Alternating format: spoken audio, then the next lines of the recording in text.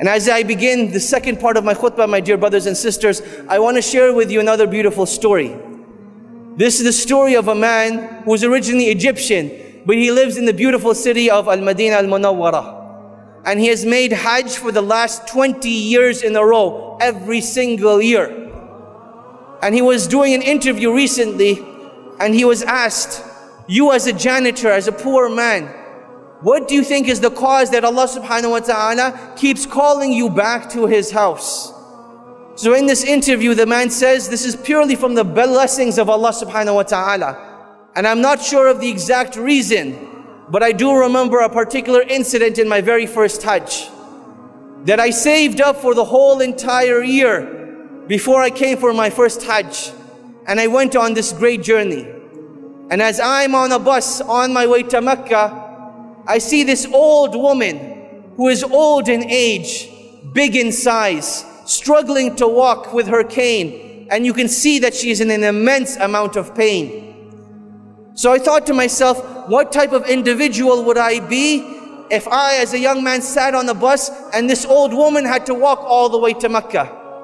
So while we were stuck in traffic, I got off the bus and I went to this woman and I said, oh my dear mother, I ask you by Allah that please take my seat and I will walk in your place instead. And this woman, she started to cry with tears, thanking Allah that Allah subhanahu wa ta'ala had sent someone that would take her on a bus rather than her having to walk.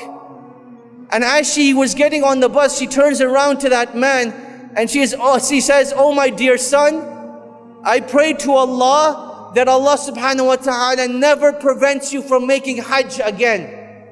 And he says, Allah knows best, but I believe that was the cause that each and every single year, Allah subhanahu wa ta'ala sends someone knocking on my door that requests my help in going for Hajj.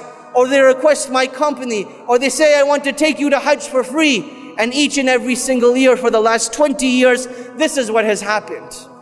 My dear brothers and sisters, when we make dua to Allah subhanahu wa ta'ala, we need to remember that nothing is impossible for Allah subhanahu wa ta'ala. Ibrahim alayhi salam, he was thrown into the fire and Allah subhanahu wa ta'ala told the fire to be cool and peaceful. Maryam, the mother of Isa, Allah subhanahu wa ta'ala granted her a miraculous birth, even though it was not humanly or physically possible. Isa alayhi salam was born speaking in his cradle. Yunus alayhi salam was devoured whole by a whale and taken to the bottom of the ocean. And when he called out to Allah, Allah subhanahu wa ta'ala was there to protect him and grant him that which he desires. My dear brothers and sisters, that is our relationship with Allah subhanahu wa ta'ala. وَآتَاكُم مِّن كُلِّ مَا سَأَلْتُمُوهُ. That if you were to ask Allah subhanahu wa ta'ala, Allah subhanahu wa ta'ala is shy to turn our hands away empty-handed. Rather, we are the ones that fall deficient. That Allah subhanahu wa ta'ala has given us this great blessing, yet we do not take advantage of it. My dear brothers and sisters, Allah subhanahu wa ta'ala does not get angry when we keep asking for the things that we want and desire. Allah subhanahu wa ta'ala becomes angry when we don't ask of Him, when we think of ourselves self-sufficient.